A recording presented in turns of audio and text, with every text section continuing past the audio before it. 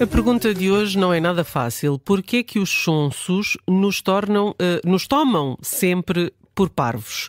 Olá, Eduardo, boa tarde. Eu fui procurar sonso ao dicionário para ter a certeza que tinha a informação correta. Estamos a falar de alguém que é dissimulado ou fingido e que age de modo sorrateiro. Ora, esses sonsos acham que nós não percebemos que estão a esconder as suas verdadeiras intenções? Olá, Judite. A palavra sorrateiro é uma palavra tão expressiva e ao mesmo tempo tão saída do uso, que é quase uma pena que seja assim. Eu acho que eles imaginam que nós somos mesmo parvos, sabe? Que no meio de tudo são um bocadinho falsos e são francamente manipuladores e acham que se vestirem como lobos com pele de cordeiro, nós no meio da distração acabamos por não perceber exatamente este exercício de manipulação em relação a nós e pronto, e assim eles vão fazendo as coisas como se nunca pudessem ser verdadeiros em relação àquilo que sentem, que querem, que pensam, nomeadamente quando estão connosco. Mas é difícil desmontar o sonso, não é? O sonso faz sempre de vítima. É verdade, mas é mesmo verdade, sabe?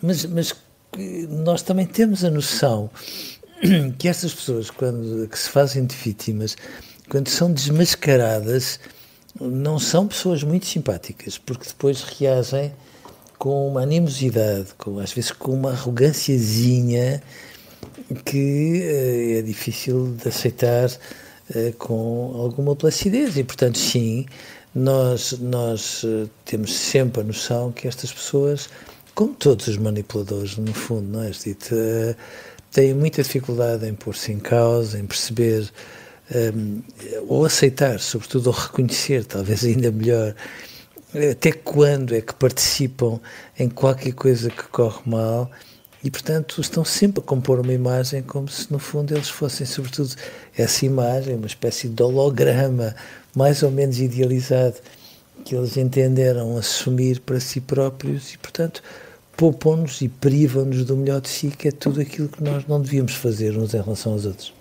Mas a sonsice pode ser episódica, instrumental.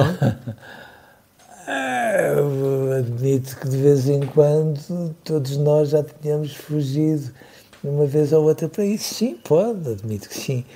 Mas quer dizer, na verdade, quando a sonsice é episódica, quase acidental, nós todos temos também a condescendência de reconhecer que não é bem uma sonsice, não é? Pronto, é um mau momento.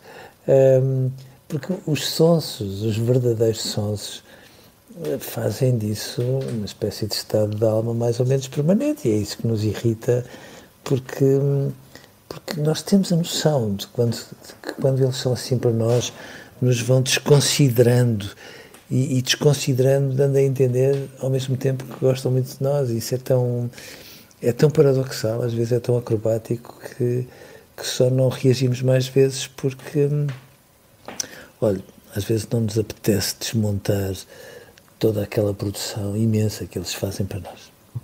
E como é que o sonso consegue manter esse, como dizia agora, essa acrobacia constante? Deve ser altamente cansativo. É terrivelmente cansativo.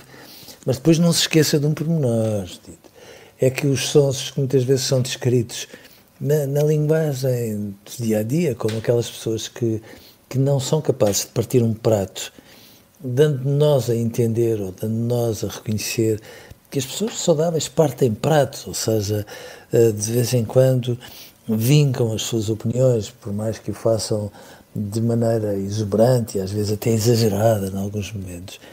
Estas pessoas que montam toda esta imagem, depois naqueles com quem são muito próximos, nomeadamente os familiares, ou às vezes em particular os filhos,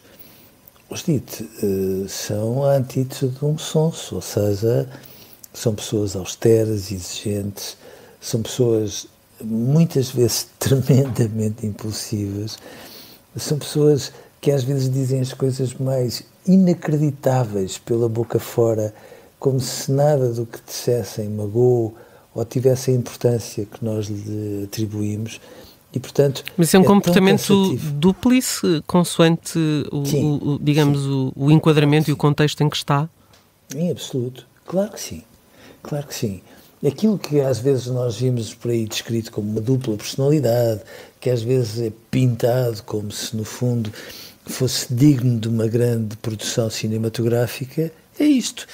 São aquelas pessoas que pela frente têm uma atitude para connosco, regra geral sonsa, como é evidente, e que por trás depois são capazes de fazer os comentários mais feios que for preciso, com uma descontração absolutamente fora de lugar e dando a entender que, não sendo elas, todos os outros merecem reparos, e às vezes reparos que os desvalorizem, e isso é que torna um sonso tão suscetível da nossa irritação, da nossa raiva e às vezes da nossa vontade de partir a louça toda com ele, claro. Estamos mesmo a acabar o nosso tempo, mas o que é que leva alguém a tornar-se um sonso? Nós dito a crescer com muito medo, na verdade.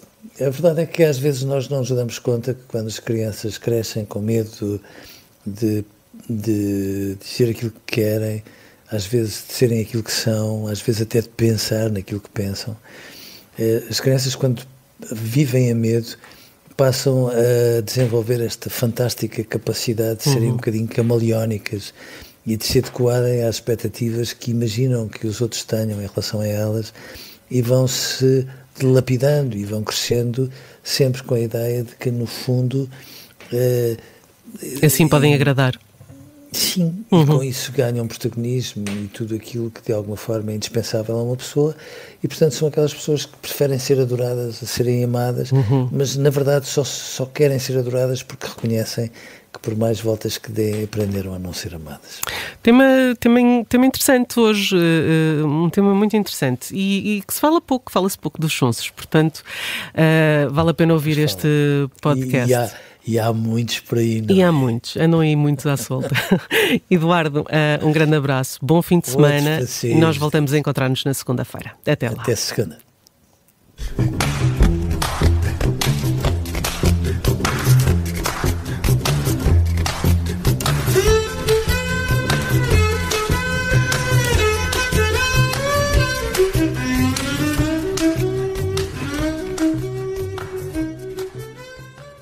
Se gostar deste podcast, pode seguir, dar 5 estrelas e comentar o episódio na Apple Podcasts ou no Spotify. Pode também subscrever e gostar no YouTube. Assim recebe uma notificação sempre que houver um novo episódio.